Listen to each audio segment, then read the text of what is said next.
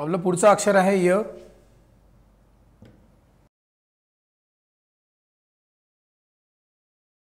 य लक्षात ठेवायला अतिशय सोपा आहे. तो आहे आपला मराठीतला 9. या कसा आहे? 2 रेषा काढल्या आहेत, मध्ये गाठ आहे, तो आहे या. वेलांटी पुढे जोडलेली असते, त्यामुळे यची वेलांटी अशी आहे. ऱ्हस्व आणि दीर्घ नसतं, हे आपण बरेच वेळा बघितलं आहे, त्यामुळे दुसरी वेलांटी सारखी. आता यचे जे उकार आहेत यू, ते दोन्ही देवनागरीसारखे येतात, त्यामुळे आपल्याला त्यासाठी कष्ट करायची गरज नाही. परत आपल्याला माहिती आहे य काढायचा, 1 मात्रा ये,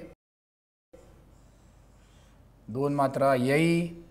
आकार काढायचा की झाला यो,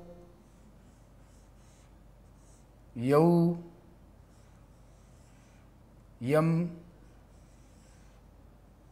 आणि शेवटी विसर्ग यहा.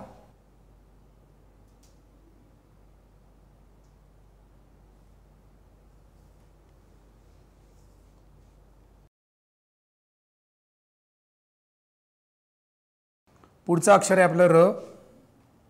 र कसा येतो मोडीमध्ये? मोडीमध्ये र येतो असा र. त्याचा आकार येतो रा. वेलांटी दोन्ही सारख्या री. देवनागरी सारखीच काहीशी ती वेलांटी आहे. उकार कसा आहे ते बघा. देवनागरी सारखा र काढला आहे, त्याचा उकार खाली न नेता वर नेलाय रू.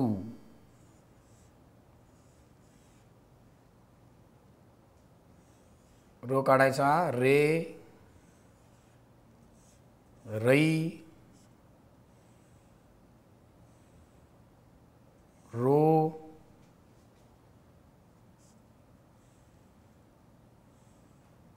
रऊ, रम आणि विसर्ग रहा.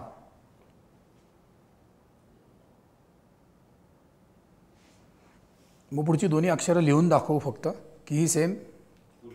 श आणि स. ल लक्षात ठेवायला एकदम सोपा आहे, तो आहे 4. ला कसा आहे? असा आहे. ली कशी आहे? ही आहे ली. आता बऱ्याच अक्षरांबाबत असा प्रश्न पडतो की असं का, पण त्याचं लॉजिक आजपर्यंत कोणी सोडवू शकलेलं नाही. दोन्ही इकार सारखे आहेत. उकार कसा आहे? ल काढलाय आणि त्याला एक छोटा उकार जोडलाय. परत एकदा बघा, ल काढलाय, 3 सारखा भाग काढलाय आणि तो ल ला जोडून टाकलाय. मग ले, लई,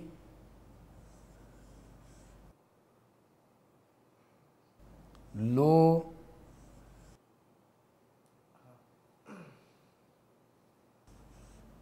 लऊ,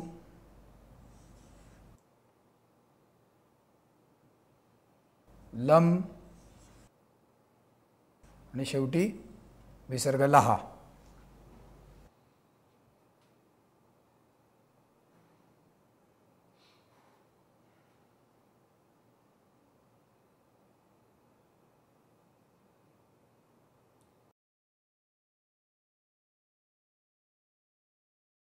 व कसा काढतात? हा झाला व.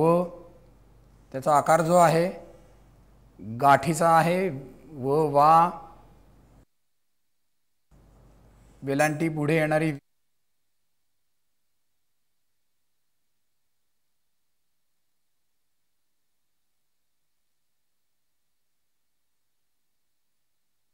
उकार मोडी अक्षराला साधारणतः उकार असतात तसा पुढे जोडलेला आहे. परत एकदा बघू आपण. व काढला आहे आणि त्याला छोटासा देवनागरी 3 सारखा उकार जोडायचा. हे झाले 2 उकार. परत आकार काढायचा वे, वई,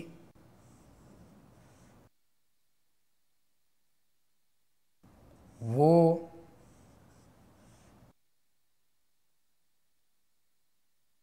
व,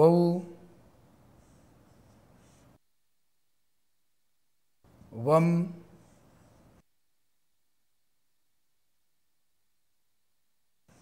आणि वहा.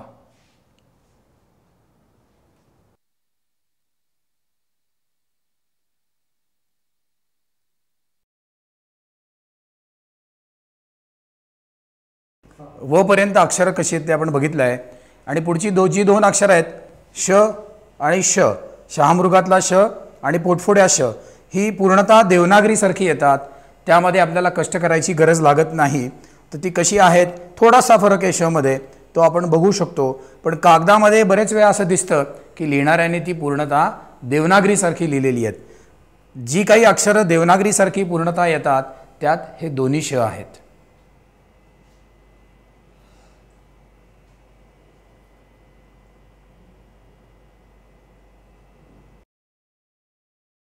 लक्षात ठेवायला सोपा आहे. तो आहे आपला रोजच्या लिखाणातला 7.